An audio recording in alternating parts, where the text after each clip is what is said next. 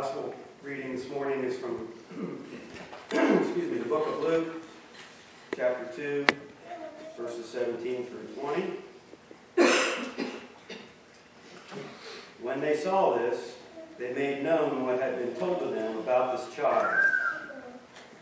And all who heard it were amazed at what the shepherds had told them.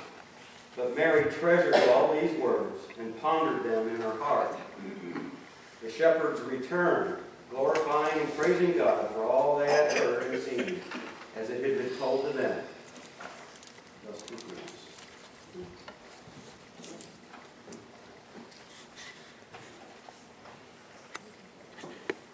Like I said before, today there is no formal sermon, or message as we call it, as in a little while we'll have the opportunity to share in refreshments, some Moravian sweetbread, and share stories with one another of how God has been working in our lives.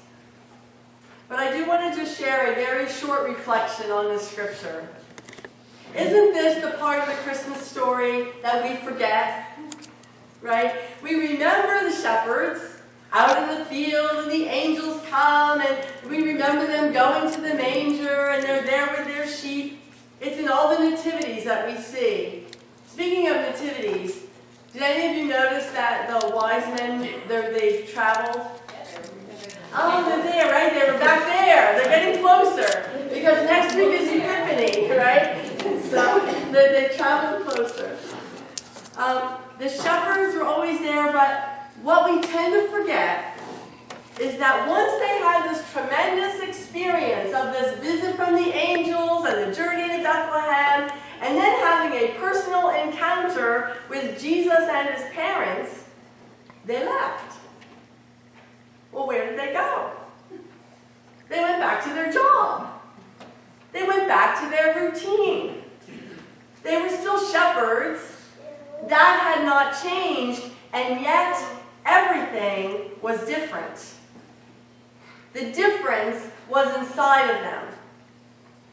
And it wasn't only inside of them, it shone outside of them too, as they shared their experience with others. And then we are told that everyone who heard it was amazed. And lastly, but certainly not least, they returned glorifying and praising God for all the things that they had heard and seen, just as they were told. Well, like the shepherds, who went back to their same work as different people because of beholding the glory of God in the sight of Jesus Christ, we too can go back to our daily routines as different people because of Christmas. We too can shine a difference to the world around us by sharing our God experiences with others. We too can glorify and praise God for all that God has given us, just as we are told in his word. How different things might have been had the shepherds kept all of this to themselves. How different things are when we keep our God stories to ourselves. Experiences of God are meant to be shared. In Luke chapter 8, verse 39, Jesus says, "Return to your home and declare how much God has done for you." Now, this scripture was in response to a healing. I think sometimes it's easier to share God's stories when they're big ones, right? Like that. But I believe we are called to share how God works in our lives, not just in the huge ways, but in the everyday as well. Think of how things would be different if people shared some part of their life each day by adding a phrase like, "by the grace of God," and really meaning it. Or, "I thank God that this happened," whatever it is. Or, "God really helped me with this." Or, "God gave me the strength." I bet you would say that. God gave me the strength. We we all can use this God language that really means something to the person we're talking to. We don't have to be quoting from Scripture, chapter and verse, and we don't have to talk like that. Just sharing our stories, our God moments, no matter how big or small. If it touched you and you thought it was from God, or you knew it was from God, then we share it. In a little while, like I said, we'll have the opportunity to do that. I don't want you getting all nervous, thinking about, what am I going to say? You're not going to be put on the spot, right? There's no pressure, only encouragement. There's a couple people planted that I'm sure will share, so don't worry, like if it's all quiet at first, right? People get all nervous, right? And sharing can be done in 1 and 2 words, a new birth, a new grandchild was born, or whatever blessing you just feel was, it was from God. It can be something so significant, but said in few words, or it could be a story. If Jesus is born in our hearts, we are not to keep it to ourselves, but rather, like the shepherds, we are to go back to our routines, sharing our experiences of God in our life, praising and glorifying God for everything. Thanks be to God who gives us a voice to share the good news. Amen. So, in your bulletin, you'll see a prayer of dedication. This was actually written word for word by Charles Wesley, John's brother, who actually, by the way, wrote like 900 or 9,000 hymns, some ridiculous amount of hymns, some of which are in our hymn book from the 1700s. He wrote it especially for this love feast, and it's always recommended that we use it, because this is what John and Charles Wesley used when they would preside over a love feast. So let us say together this prayer of dedication. I do know the language is a little different than the way we talk, because it is from the 1700s and I quoted it. Okay, so, Father of earth and heaven, thy hungry children feed, thy grace be to our spirits given, that true immortal bread. Grant us and all our grace in Jesus Christ to provide the sweetness of thy pardoning grace, the manna of thy love. Lord, please bless the sharing of this bread and beverage. Amen. So at this time, we're going to be sharing the food. So I want you to not be shy, but to, hello Kendall, to just come up, and we're going to have a couple people serving. And this is Moravian sweetbread, made not like you're supposed to make it, like when you let the dough rise and everything. I make the cheater kind, where you don't do that. But it's still, I think it's good. It's really good warm, like last night, right? Warren got to taste it warm.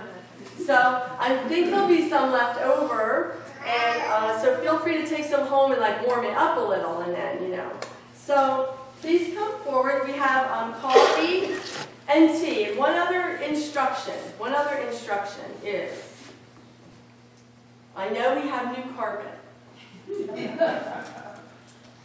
This is apple juice, and we have lids for the cups, for the kids or adults who prefer juice over coffee or tea. And we have coffee cups where you can fix it over here, the creamer and the sugar and all of that's over here, with lids though, right? Lids.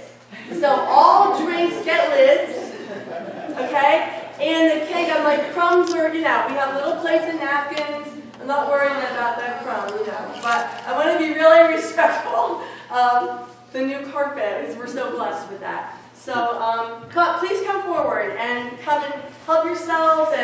And if you think of talking to someone about a God moment in your life, so maybe you'll have courage just to share it with everybody, go ahead. I encourage that.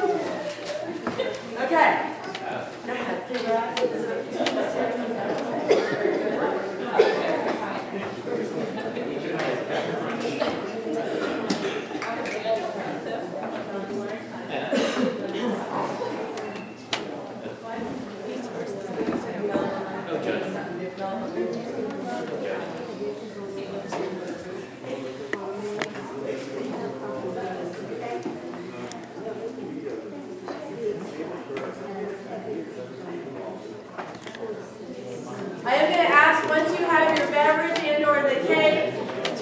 to move. You don't have to go back to your seat, but somewhere where it's not near the table, so that other people can come up. Sometimes we forget that. I'm always getting in the doorway.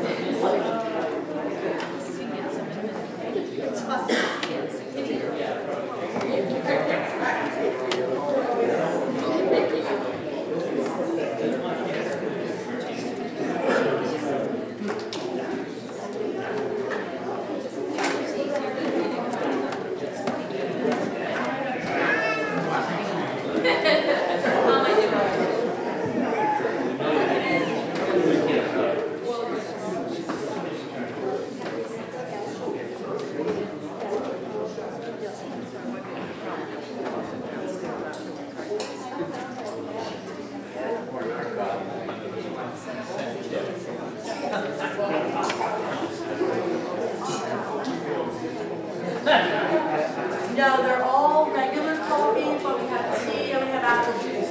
I didn't have a little pot to make decaf. All right, so I apologize.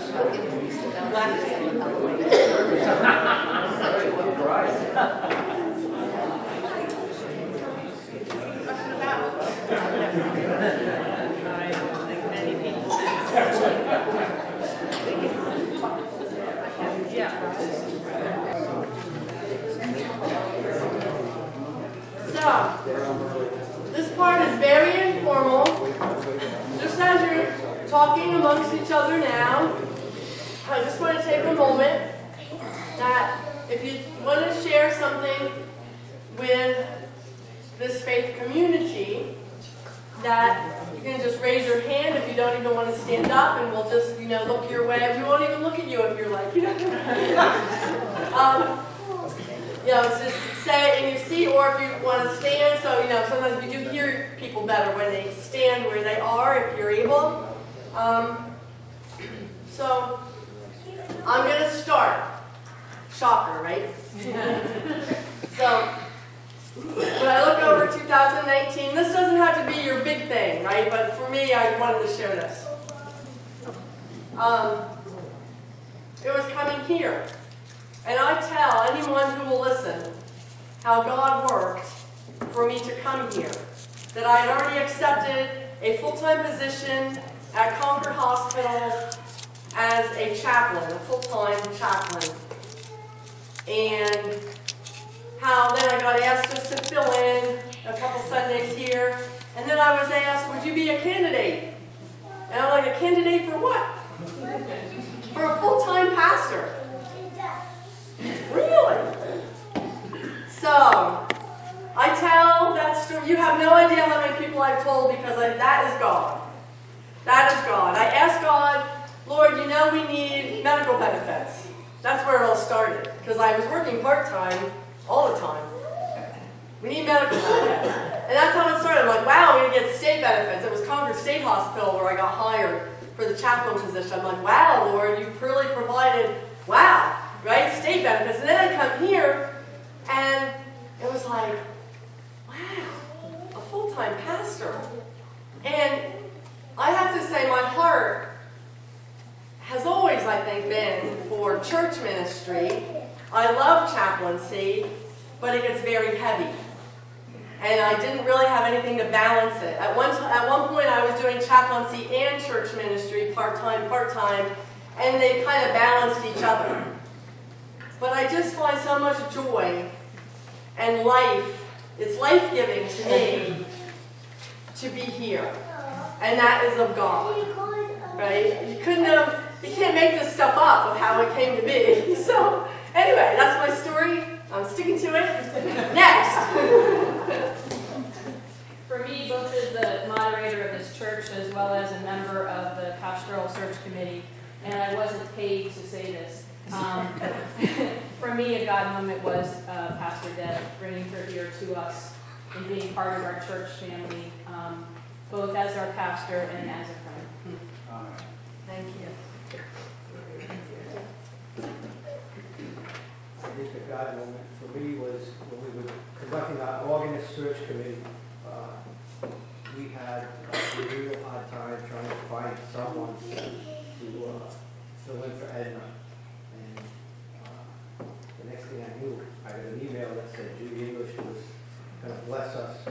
with her music, with her gift of music. And for me, that was a God moment because we had spent some time and expense looking for a new organist. And we weren't the only ones that were looking. There were other organists that were needed Yes. throughout the state. And the God moment for me was when you stepped up and said you were the musician. Thank you, Judy. That's great, thanks Thank you, for sharing that. Can I say something? Sure! Well, I have to say one of the highlights of my year was coming here, and I truly feel that it's a spiritual, friendly church, and I feel very fulfilled every week I'm here. I don't just come to play the organ, and I've developed some friendships and things like that, and I'm just very thankful to be here. Amen. Amen. Yes. As most of you know, I've had cancer for many, many years, and I fight it constantly. But I thank God for every extra day I get, the fact that I'm not getting worse, not getting better, but I'm not getting worse. And I think He is, His blessing is on me, He's always watching over me. And our little dog, who is so sick at the moment, and was not expected to live, and her numbers are greatly improved. She's almost up into the normal category for blood numbers. And we just thank God so much for watching over our fur babies. Yeah. Well, I hope just continue praying that she will start eating, which is important. Mhm. Thank you. We feel very blessed. And I especially feel blessed for having the husband I have. Oh. Like God led us together. And he's retired, and we're living back where our dream has always been to come back to San Luis and Wow. I feel very blessed that we're able to do this. Oh, thank you. Thank you for sharing. And I feel blessed too. I feel we're going to be 46 next Sunday. And we left San Luis so long ago. And then my dream was always to come back here, and we did come back here. And also, our hearts are so happy that you're here, Dan. We love this church completely. We love it so much. And we are so happy that you're here. And you're a wonder. And so thank you. Thank you. And a second God moment for me, sorry, Peter. No, wait, only one person. No, I'm just kidding. I'm trying to earn extra credit. The second God moment for me in 2019 was the blessing of having our Board of Education with Louisa and Kimberly and Mary Ann step up to the plate and share their amazing talents and skills, and I'm very grateful for that. Thank you. I was just going to say, my God moment was when Deb first spoke as a guest pastor here. And after she spoke, Lee Quimby and I looked at each other and we said, oh, we got to ask Warren if she's looking for a job. And he said, she might be.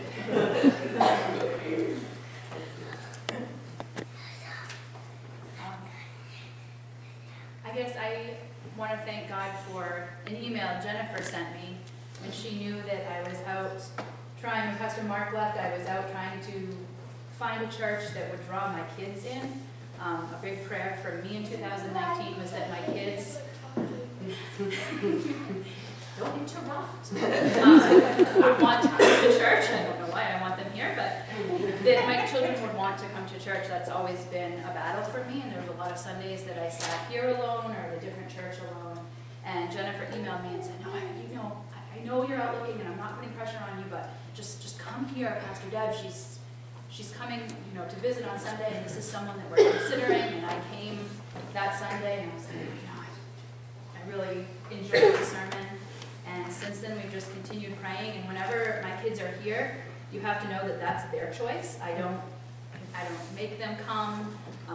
So thank you for putting up with them. But it's, Taylor comes to our adult Bible study, so thankful for adults in that study that allow her to come. Again, I don't ask her to.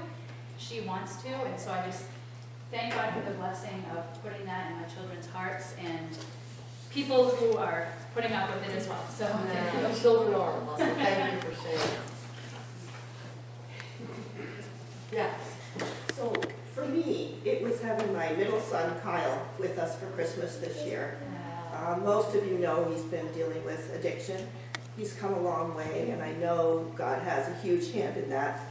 And I felt very blessed to have him with us this year. Thank you.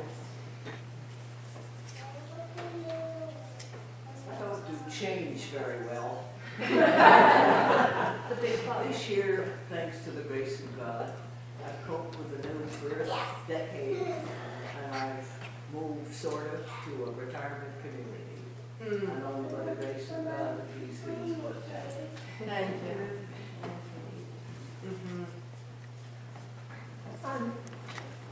I know many of you, I'm daughter of this woman who's based in Jamie. And I just feel so blessed to have you as a mom. But thinking about this year, celebrating that 90th birthday up in the Adirondacks, which is hard to say coming from Sandwich, but it really is truly God's country. And the place where Mom and Dad fell in love, and 15 of us went together to celebrate Mom. And it's not just a simple drive to the place you want to go. You drive, you park your car, you get on a little bus, you go 3 miles, you get into a guide boat, you row for an hour, you store your guide boat, you walk a mile, you get to the boathouse, you get into a canoe, you go across the cove, you get to your camp, and throw all your stuff up the hill, and bring all your provisions for 3 nights. Wow. This is the way this 90-year-old wanted to celebrate her birthday.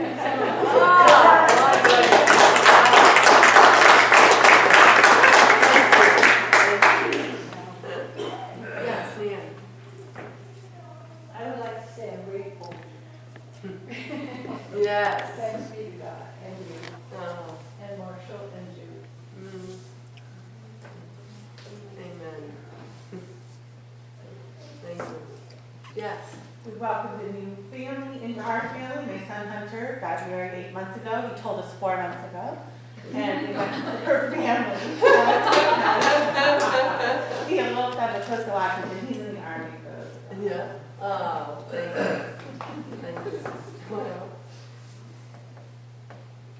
Anyone else? Yes. I would like to think that I speak for Deb also, but we were searching for a church, trying to find one that really felt like home. And our first time here, just seeing everybody and then kind of being approached like they already knew me, and asking if Deb would be interested, and I was so hoping that she would say yes, because I knew her heart was in church ministry, and I, for 14 years, have been listening to Deb's preaching, and have got so used to it that it's hard to accept somebody else's. So I'm so thankful that she is back behind the pulpit, because it just, I thoroughly enjoy it, and we truly love the people here. Thank you. We church shopped the whole year I was just in chaplaincy, just doing chaplaincy. That's hard. It's like we thought, well, now's what I didn't want to assume would be Methodist, so we went to a Baptist church and non-denominational church and Methodist, we were just searching where we fell. And yeah, you're right. It was like when we filled in here, it was like, oh. So, anyone else? Well, it's a good time to do this. 2019 was a great year for us, and it ended very soberly and humbly, but we thank God that the prayers of all you folks and our prayers were answered, because my wife's really doing well in therapy. She says she's rocking it. And there isn't a more I don't know of a more fit person that would have a stroke, but she did. So I don't know how it works. It should have been me. But, first thing. Second thing, I got to thank the Beasleys. They built our home, 1994, our camp, and they used to mail an annual Christmas letter. And it had like a letter with everything that happened during the year. Business is good, this one get married, this one had kids, and the years went on and on and on. And always at the bottom it closed with, by the grace of God, we thank God, we're healthy, we're able to work, we thank God, we got another grandchild. So 3 or 4 years ago, we added on to our camp, made it a retirement home, and engaged them again. This time Dan was not with a hammer. The boys, the young boys, Brian was with the hammer. And it was so interesting that 20-something years, 25 years later, still the same family, same Christian ethic in the crew. And heard about a Bible study Dan was involved in, thought, I think these people go to church. So found out about this church that my daughter was actually married in 20-something years ago. That we didn't know it, the church then, we just knew it as a building then. Now we know it as a church community that's way more richer than it was back then. And decided to try to come to this church, and we decided to change, and we're thrilled that we're in this church community. And everybody makes us feel like we've been here many years, even though we've only been here a couple, and cannot say enough about those Christmas letters and how they moved us to come here and meet all you folk. And we're very blessed because of that. So I think my wife will be here next Sunday, God willing, I'm pretty sure. And she'll be ready to thank everyone else too. So thank you everybody, thank you guys. Thank you all.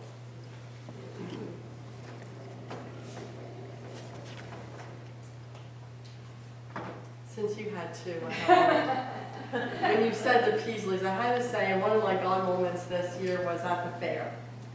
And it was being invited to be, first of all, being invited to say a prayer at the flagpole, which was an honor. But then also being asked to be on a historical society float. And as I was on that float, you know, it was just a fun thing. But as I was on it, and we're actually going through the town, and I see the people and the families, I got really choked up, as I am now. I got really choked up at the community that just, it was like, it overwhelmed me for that moment. The sense of community and how everybody was, you know, involved. And so that was another, just a God moment in my life this year. So, with that said, we are going to close with a couple hymns, and we can continue this conversation down. We are having fellowship time. There is other food down there. We'll